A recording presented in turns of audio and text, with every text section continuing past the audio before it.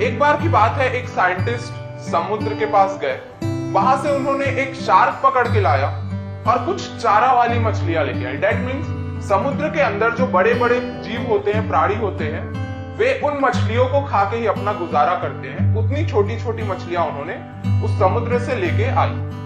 अब उन शार्क को भी और उन मछलियों को भी उन्होंने एक टैंक के अंदर रखा, और जैसे ही दोनों को उन्होंने एक टैंक के अंदर डाला, शार्क ने उन मछलियों को खा लिया।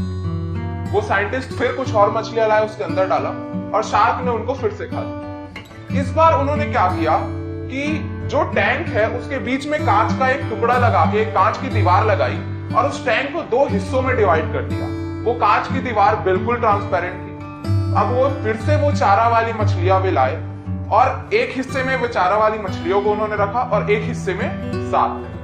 अब क्योंकि जो ग्लास की दीवार थी वो ट्रांसपेरेंट थी, शार्क को क्लियरली दिख रहा था कि सामने में छोटी छोटी मछलियां।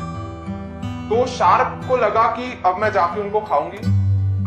वो कोशिश की, लेकिन रास्ते में कांच का दीवार था, वो उससे जाकर टकरा गई। उसने फिर कोशिश की, वो फिर टकरा गई।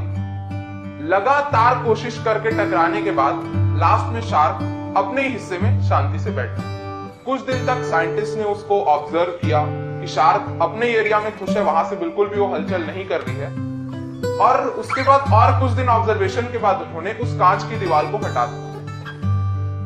अब उस मछलियों के पास वो शार्क नहीं जा रही। उन्होंने पाया कि वो जो शार्क है अब उन मछलियों को नहीं खा रही। शार्क को अभी भी लग रहा है कि शायद वहां कोई दीवार है और मैं उससे जाके टकरा जाऊं। इस कहानी से हमको ये सीख मिलती है कि कई बार हमारी लाइफ में जो हमको अनसक्सेस मिलता है, जो असफलताएं हमको मिलती है, उनको ध्यान में रखते हुए हम आगे की सोचना बंद कर देते हैं कि यार इतने बार मैं इस चीज में असफल हो चुका हूं, अब तो ये मुझसे नहीं होगा।